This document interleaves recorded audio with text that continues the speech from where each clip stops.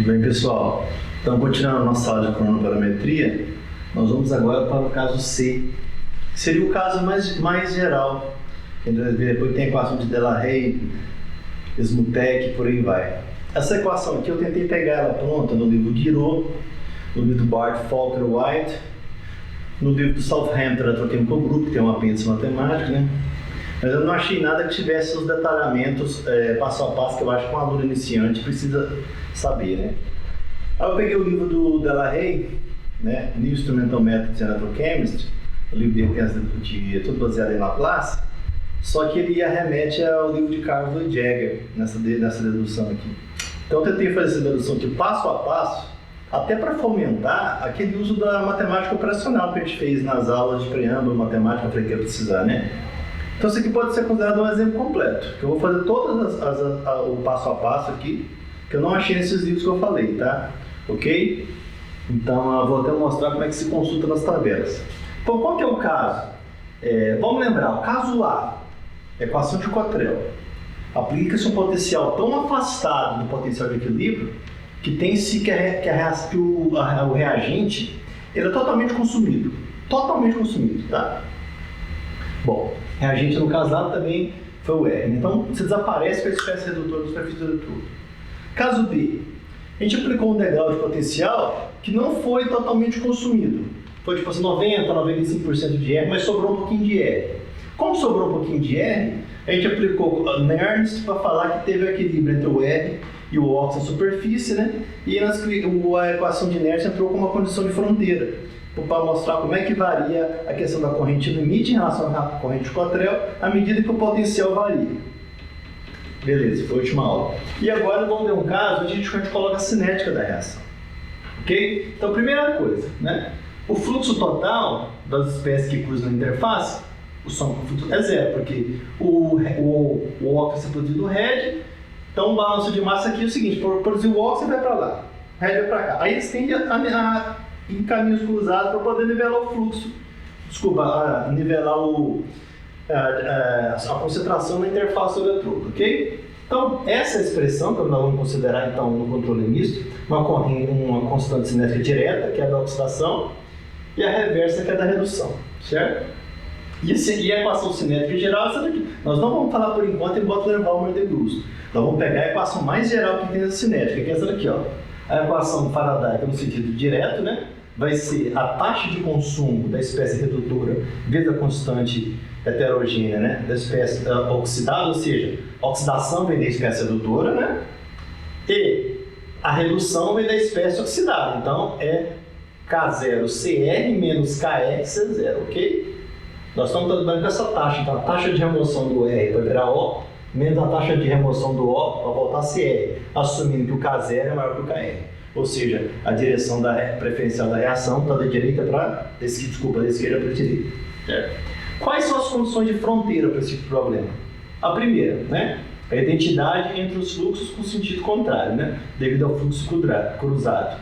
Então, a taxa de aparecimento da espécie O na interface, ela vai ser igual à taxa de desaparecimento, né, de consumo da espécie R na interface, por balanço de massa, ok? É isso. Fica implícita essa equação aqui, né? Ok? Estou falando assim que J0 é igual a menos JR ou JR igual a menos J0, tanto faz. Né? Está implícito aqui então. Certo? Então isso aqui na verdade é a aplicação da primeira lei de Fick, né? Que dá o fluxo na interface. Todas as condições de fronteira aqui são em posição, tá? Então a outra posição zero, qual que é a outra condição de fronteira? Eu tenho que essa taxa de consumo do R, que é negativa aqui, né? Que é a derivada vai ser negativa, tem que ter um negativo aqui. Ela vai ser igual ao quê? A taxa que o R aqui, que tem que tomar cuidado, tá?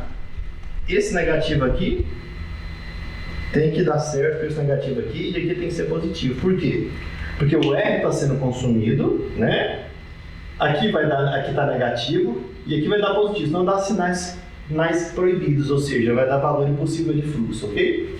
Então nós temos, além disso, então essa aqui é a segunda condição de fronteira, né? Outra condição de fronteira é o seguinte, o que acontece muito longe da interface do eletrodo, que a gente chama de infinito, né? A concentração do R vai ser a concentração do bulk, que é o C estrela, então esse aqui é o bulk, tá? Okay? E a concentração da espécie oxidada, num ponto qualquer, vai ser desprezível. Tá certo? Por que é desprezível e diferente de ausente? Os líderes enrolam com isso. É porque é o seguinte, nós vamos produzir um pouquinho de óxido, ok? Ele vai ficar muito pouco mesmo, que a camada difusional de é muito estreita, dependendo do volume da sua célula, vai ser nanomolar, mas vai ter alguma coisinha do óxido no bulk depois que ocorrer, tá? Ou seja, uma posição infinita, né? Bem longe do eletrodo, num tempo qualquer. Depois que ocorreu a eletrólise, né? Que formou um pouco do óxido. Mesma reação, né? Então, vai ser desprezível por causa disso. É só a camadinha que oxidou que vai propagar e dissolver lá na frente, né? Bom, então, ou seja, no final do experimento, nós vamos ter um pouquinho, muito pouquinho de oxidante no meio do redutor. Enquanto no tempo zero nós só tínhamos a espécie R. Então, nesse experimento aqui, só R essencialmente presente, né? E não tinha nada de O. E agora? Agora sim, essa condição no tempo zero aqui, que não é uma condição de fronteira, é uma condição inicial. É importante saber essa diferença, né? Aí a gente não trabalha com as posições na fronteira, trabalha com o tempo, né? A concentração de R, uma posição qualquer no tempo zero, é a concentração de bulk. E a concentração do oxidante, num ponto qualquer no tempo zero, aí sim, era ausente, não foi colocado no início do experimento. Então essa é a diferença entre a ausência e ser desprezível, ok? Cuidado com isso, que o livro faz muita confusão com isso, tá? Ok? Então, vamos fazer agora das transformadas da Laplace, a segunda lei, né? A gente já fez nas aulas passadas, não precisa repetir, né? Ok? Então, a gente transforma a equação diferencial parcial, né, de segunda ordem nessa equação diferencial ordinária, né? Ok? Que tem uma solução característica, lembrando que essa parte aqui é zero porque o óxido nosso está ausente, né? Ok? Então, nós temos essas duas equações aqui, que a gente já viu na aula passada como é que resolve. Bom, só que a gente viu que quando trabalha o transformado da Laplace, além de transformar as equações, que é transformar a lei de Fick na equação diferencial total, a gente tem que também fazer a transformada das condições de fronteira, né? Senão não faz sentido que as condições de fronteira acompanhem a equação que está atrelada a ela, né? Então vamos aqui, da transformada da equação 4, o que é a equação 4? É a que relaciona a cinética geral, né? A taxa de consumo do RED, do oxidante e do RED, né? Ok? Desculpa, taxa de formação do oxidante, a taxa de consumo do RED, né? O sinal trocado aqui, em função da taxa de variação da concentração do R com posição. A transformada simplesmente, né? Como aqui não tem tempo, o chapeuzinho aqui e aqui também. Então é simplesinho, né? Só troca tempo por S. Simples assim a transformada disso, né? Porque perante a transformada isso tudo se comporta como sendo uma constante, ok? Bom, e o nosso KR aqui, vai ficar implícito, que a gente vai incluir o Butler-Balmer depois, tá? Só para lembrar, tá? Que o KR aqui, quando ele não fala nada, é porque ele não está falando desse K aqui, ele está falando desse geral aqui, que depois nós podemos trinchar na frente, como se no K, né? Padrão, exponencial de alfa F até RT, ou K0, alfa, exponencial, desculpa, K0, exponencial de min menos alfa F sobre RT. Tem alguns livros que chamam esse menos alfa de beta, isso é errado, tá? Ok? Vou entrar em questão disso não, tá? Ok? Na lógica geral, na cinética tórica simples é o seguinte, né? O alfa é meio, tá? Só para facilitar, se ele é meio aqui, que vai dar menos meio. Então são frações, tá? Ou seja, o alfa catódico mais o alfa anódico, ele tem que ser igual a 1, tá? Para reações simples, tá? Ok? Que não tem algumas complicações cinéticas de superfície e outras coisas, tá?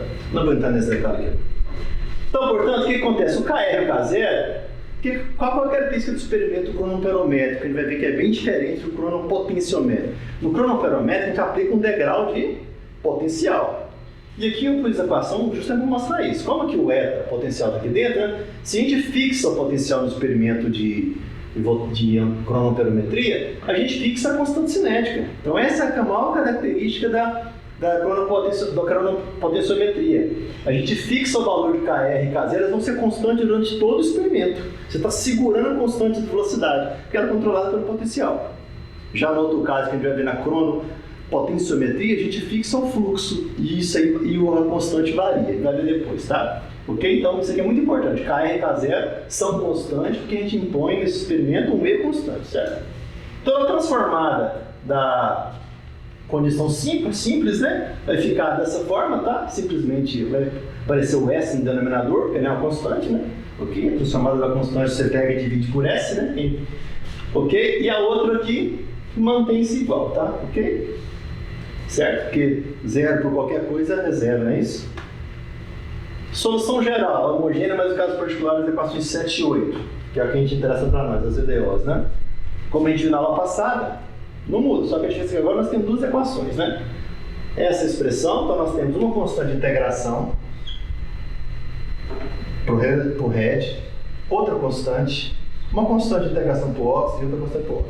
A gente já viu nas aulas passadas que esses termos que não são negativos, eles têm que se anular, porque quando o x tender a infinito, eles não vão tender a zero, eles vão tender a infinito também, e não existe concentração infinita. Então, qual que é a conclusão óbvia? Que D e D, que são os expoentes aqui não amortecidos, ou seja, que tem um valor positivo, eles têm que ser o quê? Nulos. Então, isso aqui vai ter que ser... Isso aqui não é, então a gente tem que fazer que isso aqui vai ser zero, isso aqui vai ser zero. Certo? Porque a gente tem que ter concentração finita no bulk do eletrônico. E aqui não vai dar, porque vai dar concentração infinita. Qual vai dar finita? Esses dois aqui, porque eles são amortecidos exponencial. Certo? Tem que obter da 11 da 12 que a concentração vai ser esse valor, o AS permanece então, né? E o CS. A gente vai ter que buscar uma relação entre AS e CS, já estou adiantando. Essa é a estratégia para resolver esse tipo de problema, ok? Então vamos ver como é que a gente vai fazer isso, tá? A gente vai ter que correlacionar esses dois numericamente, tá? Então, transformada da condição de fronteira 3, que é essa equação da identidade dos fluxos com o sinal contrário, né? A gente tem então a mesma coisa, só põe um chapéuzinho aqui, tá? E o fluxo fica cruzado, tá? Porque é tudo constante, garantia transformada. Aí, só que essa transformada aqui, elas estão pedindo derivadas totais. Eu preciso de uma derivada de CR em relação a x para colocar aqui dentro, e outra do OX em relação a x colocar aqui dentro para ter essa identidade aqui, tá? Então vamos fazer a derivada de 13 e 14, né? A derivada dessa aqui com relação a x vai dar isso aqui, ó. Regra da cadeia, né? Vai repetir o argumento, né? Tem que multiplicar por dr, porque tem esse dr aqui, tá? Ok? Só por causa disso, tá? A derivada é a mesma, só que está dentro das chaves aqui, tá? O dr aqui aparece por causa desse dr aqui, tá? Só por causa disso. Se você está multiplicando a derivada, tem que aparecer aqui. Esse limite aqui, a gente sabe que dá 1, né? Ok? Então, por zero aqui, o exponencial de zero vai dar 1. Não é nem limite, né? Valor x igual a zero. Então, sobra S vezes esse termo aqui. Em termos tirando a raiz, né? Vai ficar então a S, dr, S meio, dr meio, menos meio, né? Esse dr com esse dr, então dá esse resultado aqui. A S, dr vai dar meio, S vai dar meio. Tranquilo aqui, ok? E o que vai acontecer na derivada em relação ao OX? Vai dar aqui, ó. Mesma coisa, essa exponencial unitária, tá? Regra da cadeia aparece aqui, mesma história, como tem o D0 aqui, ó, vai ter o D0 multiplicando aqui, só que aqui não tem sinal de menos. Então, como não tem sinal de menos para cancelar o sinal, vai aparecer um menos aqui, ó, ok? Então, nós temos que essa derivada é menos CS, raiz de D0, raiz de S. Então, agora eu posso fazer identidade, igual pede aqui, ó, ok? Igual essa equação aqui manda, né? Vai dar aqui AS, vai ser esse termo em azul aqui, né? Vai ser igual ao C, cancela o S meio. Eu tenho essa identidade aqui, ó. AS é igual a menos CS, raiz de D0 sobre raiz de DR. Na maioria dos casos, né?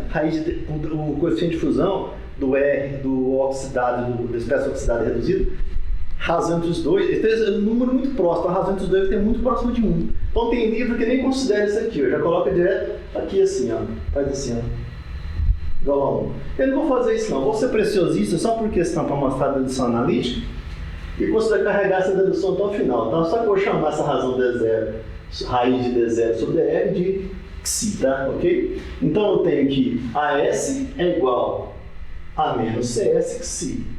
Quando você achar algum livro que só está faltando, então lembra que considerou que Xi igual a 1, ou seja, o coeficiente de difusão oxidado reduzido da mesma valor, tá? Então a gente tem a expressão final para a transformada da placa das equações 13 e 14, tá? Ok? Onde a gente está identificando, aqui nós temos o nosso AS, né? E aqui nós identificamos, o que seria o nosso então? Menos AS dividido por Xi, tá? Então nós temos as nossas duas constantes agora de integração correlacionadas, né? Substituindo a 17 a 18, né, na condição de fronteira 9, o que é a condição de fronteira 9? É a que dá, né, a relação entre a derivada da concentração e as taxas, as diferentes taxas da cinética de oxidação e de redução. nós vamos ter então essa expressão aqui, ó, ok? E vai aparecer o AS, né? Okay? DR, o operador de Laplace, menos KR, a transformados, ok? Substituindo agora as expressões que a gente tem, né? Nós temos expressões para a concentração, ok? E nós temos expressão para outra concentração. Substituindo a etapa anterior ali, né? Essa expressão aqui, ó, 13 e 14, certo? Então nós vamos substituir aqui, lembrando sempre que nós estamos trabalhando na fronteira, x igual a zero, nós vamos ter essa expressão aqui, ó, ok? Menos KR vezes esse termo, mais K0 vezes esse termo aqui. Finalmente, então, a gente vai ter essa expressão aqui, ó. Está feito passo a passo aqui, o aluno pode checar isso em casa com muita calma, tá? Ok? Aí a gente fatora o AS. O AS vai fatorar, vai esse termo aqui, igual a menos esse termo aqui, ok? Então, finalmente, isolando o AS, a gente tem que ir, vai ser menos a constante cinética, né, de redução, vezes a concentração do head de bulk, dividido por S, que multiplica S meio, que multiplica a raiz de DR, mais KR, mais K0, dividido por Xi, né, que é a razão entre os coeficientes de fusão. Os coeficientes de fusão, né. Então, a gente tem, finalmente, essa expressão aqui, ó, que é a expressão desejada transformada. É a concentração transformada para um problema onde tanto a transporte de massa quanto a cinética da reação heterogênea direta e reversa também é importante, ok? Então essa aqui é a a concentração transformada. Bom, e aqui a expressão da lei de Fick, né? Da aula passada que a gente viu como é que transforma, é fácil, né? É só pôr o chapéuzinho do I, troca o T pelo S, e aqui da derivada parcial, derivada total, né? E tem o chapeuzinho do CR, ok? Então nós vamos fazer o quê? A derivada dessa função, está pedindo a derivada dela em relação ao quê? A posição. Parece complicado, mas não é. Por quê? Esse primeiro termo aqui não tem x nele, então a derivada vai dar zero. E nesse termo aqui, tudo isso aqui é constante, ó. Durante a derivada, ó, tudo isso aqui é constante. Então a derivada é simplesmente do S de menos raiz de SDR vezes x. Ok? Então vai aplicar a regra da cadeia de novo e multiplicar tudo. Então aqui, esse termo aqui 7 sobre S deu zero. Então isso aqui vai dar zero. Está aqui o zero. Ok? A gente sabe que esse valor aqui, no x igual a zero, né? Que é onde se pede a derivada, essa derivada aqui, ó, 0S, ou seja, x igual a zero. Vai dar 1. Então nós temos essa expressão aqui, ó. Ok? Aí tem um truque aqui, que não fica muito claro nos livros. Se a gente parar por aqui, a gente não vai conseguir, pelo menos eu não consegui achar nas tabelas de Laplace que tem no livro do Churchill, que tem as tabelas mais completas, a transformada com a inversa. Então a gente vai fazer alguns truques. Quais são esses truques, né? O truque, deixa eu só adiantar, foca aqui. É o seguinte, você tem que chegar numa transformada que é o seguinte, tem que ter uma constante em cima, no numerador, raiz de S fora de um parêntese, dentro do parente a raiz de S mais um beta, ok? Ou o semelhante a isso, que seria isso aqui, ó. Né? Faz a multiplicação aqui, que seria 1 sobre S mais S meio, né?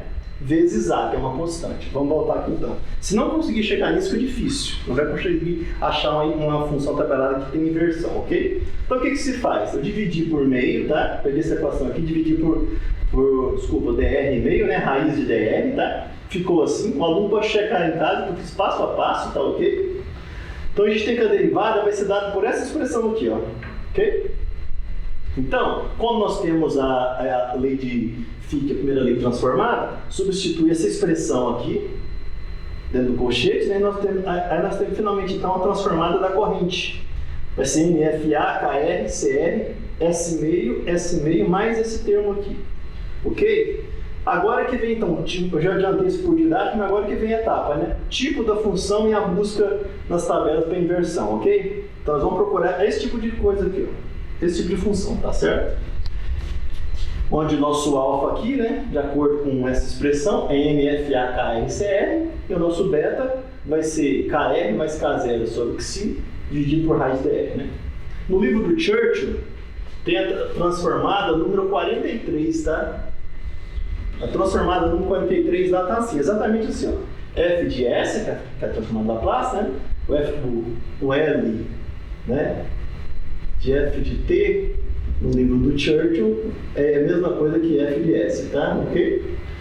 De 1 sobre s meio, multiplica s meio mais a, dá. Qual que é a transformação? Dá no domínio do tempo, exponencial de a ao quadrado vezes t, função erro complementar de a raiz de t. Ok? Aí, onde está aqui, só se identificar o que é a, substituir aqui. Ok? Bom, de acordo com o nosso problema aqui, vamos identificar as coisas. Nosso f de s, ele está dessa forma, 1 sobre s meio, multiplica s meio mais beta, tá? Lembrando que a gente pode fatorar dessa forma aqui para identificar também a transformada, ok?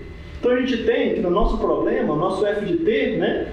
Substituindo aqui, vai estar dessa forma aqui, ó. Tá? Esse que é o nosso f de t, ó, de acordo com o nosso problema. Exponencial de kr mais k0 dividido por qi, só esse termo aqui é o quadrado sobre raiz de dr vezes t. Função complementar de kr mais esse termo, raiz de t, né? Então, da equação 23, a gente vai concluir fatorando, né? Que é simplesmente substituir assim, ó, NFAKS é 1 sobre esse termo alfa FS. Está tudo que passo a passo para o aluno fazer, ok? Então, a gente tem a dependência temporal, finalmente, então, da corrente, que fica assim, então, ó. N, qual que é, então, a corrente transiente no domínio do tempo, agora, que interessa para nós? NFA, a constante cinética heterogênea da redução, vezes a concentração do rédio de bulk, exponencial desse termo aqui, tá? Esse termo aqui tem que estar ao quadrado, tá? Ok? Tem que ter o t do lado de fora, do parênteses. Aqui é dividido por dr, não é a raiz de dr, tá?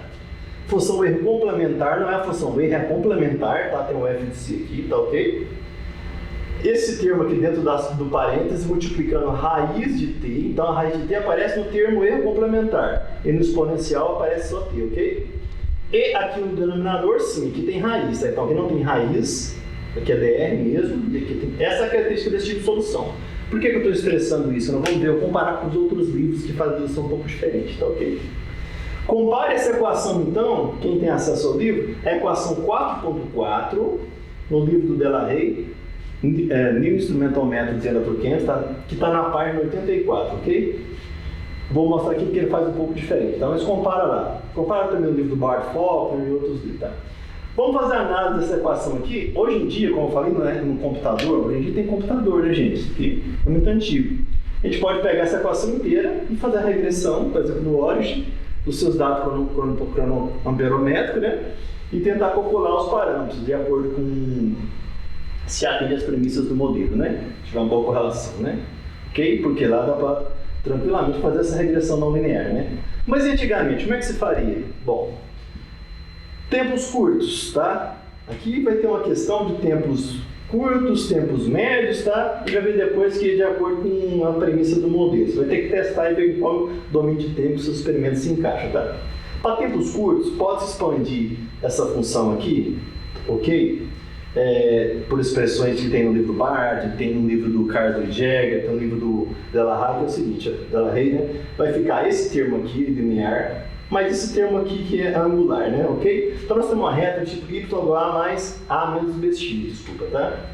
Então, de um gráfico, né?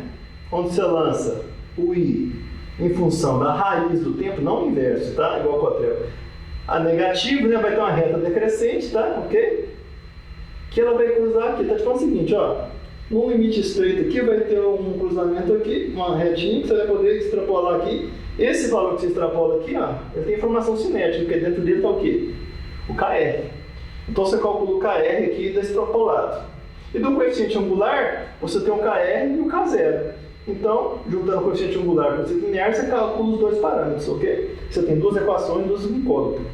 Bom, e se for um tempo médio, que é um tempo que você pode considerar onde seria mais próximo de cotrel, vamos assim dizer, né? Que cotrel seria tempo mais longo, né? Ok? Nós teríamos aqui essa expressão onde não tem esse termo aqui, não é do tipo y igual a mais menos bx, vai ser y igual a bx e está no denominador. Aí você teria que fazer um teste gráfico usando 1 sobre raiz do tempo, tá? Vezes i, tá? Uma reta que passaria pelo lixo. Então seriam os testes de saber que você estava um tempo muito curto, no seu problema de origem, e não tem problema. Lembrando que um dos problemas da cronoamperometria é o seguinte: tempo curto demais tem influência para a camada elétrica. Tem que fugir dele. Ok? Por isso que é importante ter passando para diferentes tempos, tá? e para tempos longos demais, tem influência da questão da convecção natural, tá? Ok? E vamos lembrar o que diferencia esse experimento que eu estou falando aqui, que é do caso misto, do Cottrell. Vamos lembrar a nossa curva de polarização característica, que foi das primeiras aulas, né? Nós temos uma curva de polarização aqui, ok? Nós temos o I aqui e temos o E aqui. Cottrell, a gente está muito além do potencial de meia onda aqui, ó, ok? Tá? Está muito à direita, então exauriu tudo a superfície.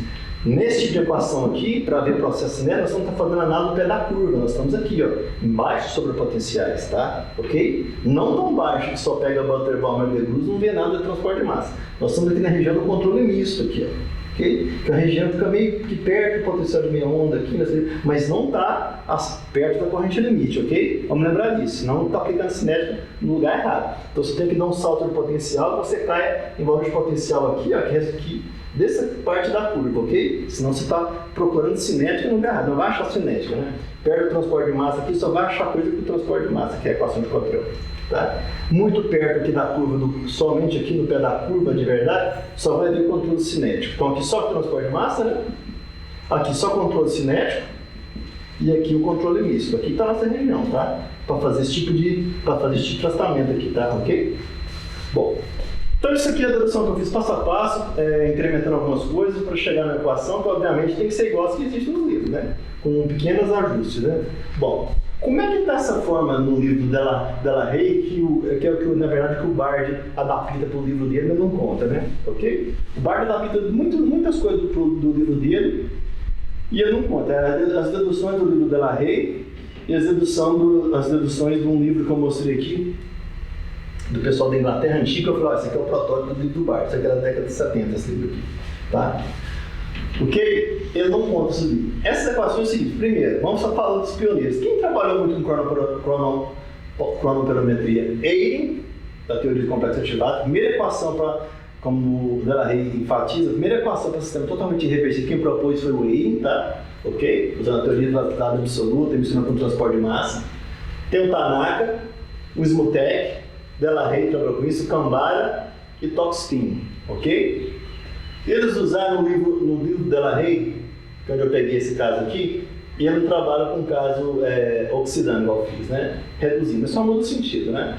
Ele coloca a equação dessa forma assim, tá? NFA, aparece então, que eu chamo de concentração estrela, chama de bolinha, né? A constante direta dele é o KF, exponencial de Q ao quadrado T, F de C, ou seja, complementar Q, raiz de T. E ele define isso aqui, ó, que esse Q é a constante direta, dividida por raiz do coeficiente de fusão, mais a constante reversa, né? Backward, dividida por raiz do coeficiente de fusão. E ele fala o seguinte: essa aqui é a equação que a gente chama de Smutek, né? A equação de Smutek, porque o Smutek é o primeiro cara que trabalhou com essa equação dessa forma aqui. Aí o Delahaye trabalha muito com método gráfico. Ele fala o seguinte, ó, vamos entender em termos de gráficos, né? Nessa equação aqui, a corrente é proporcional ao exponencial da função ao quadrado vezes a função complementar dessa função. O que é essa função? É o Q vezes a raiz de T, ok? E ele mostra essa série numérica aqui, que na verdade está no livro do Carlson e Jagger, tá, ok? Essa série numérica aqui não é do livro da Delahaye, pega emprestado, tá? É do Carlson e Jagger, tá? Tem até o terceiro termo aqui, tá bastante bom, tá ok? Então, ele define isso aqui e constrói esse gráfico aqui, ó. O que é o y desse gráfico? É todo esse produto aqui, ó, ESP de essa função quadrada, função complementar dessa função. E o x é a própria, né? Xi, né? Ele mostra que ela converge, entendeu? Não converge tão rápido, que seria uma função que fizesse assim, né? Mas converge, tá? Então essa é demonstrado que essa função aqui, o y tende a zero, esse x tende a infinito. O x aqui é essa letra e o y, isso aqui é o produto dessas duas funções, tá?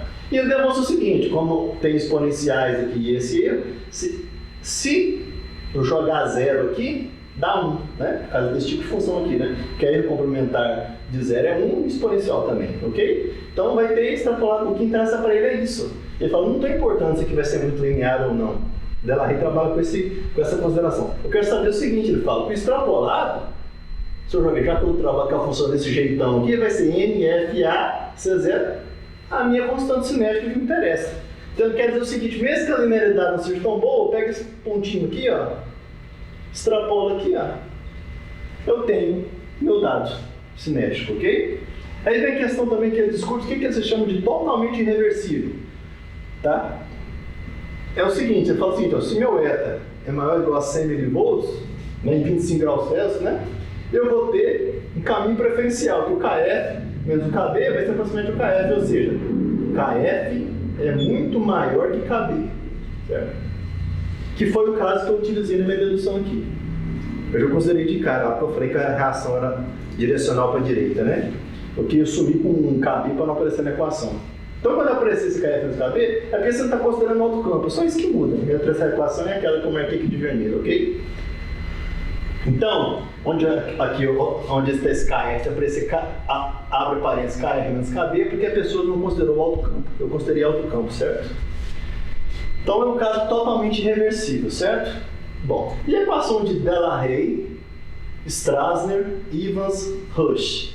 É essa equação aqui, ó. Você pega o I, NFA, concentração, KF, aí já é um caso parecido com a dedução que eu fiz, né? Aliás, a minha parecida com a deles, né? Que eles são os pioneiros do software. Só que o que acontece? Do jeito que eu fiz a dedução, o meu aparece KR mais K0, né? Ao quadrado, e na dele aparece só KF ao quadrado, ok? Aí também com as premissas do modelo, né? Se o KF é realmente muito maior, se não é, tá? Só isso que muda, tá? Ok? Mas aqui tá raiz de D, raiz de DR. Tranquilo. D, DR. O T no exponencial, T no exponencial. Raiz de T no erro complementar, raiz de T. NFAC, NFAKCR. Então, NAC e KF. Então, tá tranquilão, né? É a mesma equação, na verdade, escrita de forma diferente. Certo? Bom, aí ele discute também as questões seguintes. Ó. Lembrando que se a corrente limite está aqui, ó, né? Ok? A corrente I limite sobre 2, né? Opa! Como dizer, né? Ela tem a ver com os nossos potenciais de meia onda, né? Okay? Então aqui eu tenho meia onda para o Rev, né?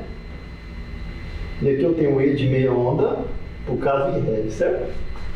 Aí eu demonstro o seguinte, ó, comparando o Cottrell, né? Dividindo essa equação aqui para a equação de Cottrell, que se o I de T sobre o I de K é meio, então tem-se que vai ter o valor de 0,76, que é igual a KF, raiz do tempo, dividido por esse parâmetro aqui, raiz de D0. Ok? Ele demonstra essa identidade aqui. Ele consegue chegar nessa equação aqui, ó, que o E de meio, então, potencial de meia onda, tem informação cinética da seguinte forma. Ele é o RT sobre o alfa, o Ln da constante cinética heterogênea, né? Ela vai ser padrão se for as condições padrões. Se não for as condições padrões, vai ser um valor formal, tá? Dividido por esse valor aqui, que é 0,76, raiz de D mais RT duas vezes o alfa F Ln de tempo. Aí você consegue calcular o parâmetro cinético aqui, ok? Bom, comparação com a equação de Cottrell. Vamos lembrar que a equação de Cottrell, como eu falei, é totalmente deslocada para a direita, tá? Não tem nada de cinético nela, ela está mais de 120 mV em relação ao potencial de equilíbrio, tá? Consumiu tudo, tá, no superfície do eletrodo, então vamos pegar ela como referencial, tá? Então você pega essa equação aqui e divide pela de Cottrell. Depois um K aqui, esse kappa, para um conflito capacitivo, tá? Para representar Cottrell. Aí ele descreve essa função, que a razão entre as duas vai ser dada por raiz de π, lambda exponencial de lambda ao quadrado, e o complementar de lambda. Onde o lambda deu o quê? É a constante cinética, né? Direta, raiz de tempo, sobre a raiz do coeficiente de fusão. Certo? Aí como é que se faz isso? Se nós temos um gráfico, então nós temos o pé da curva aqui, nós vamos fazer aqui, ó, vários pontos aqui, ó. Esses vários pontos seriam 6, 8 pontos aqui, nessa parte da curva. Não aqui demais, que seria Butler-Bauer, nesse pezinho aqui seria Butler-Bauer de Guz, aqui já seria o controle de força de massa, que estão na região do controle misto, tá? Ok? Alguns pontos no controle misto aqui, tá? Então, faz acrônimo aplicando vários potenciais nessa região aqui. Estou levando o potencial está aqui, né? Tá? A corrente está aqui. Vários potenciais nessa região aqui. Nós vamos ter várias correntes. Nós vamos ter, para cada valor transiente medido, nós vamos calcular um KF, tá? Em função do potencial aplicado. Então, a gente vai ter F versus potencial, né? Aplicado no degrau.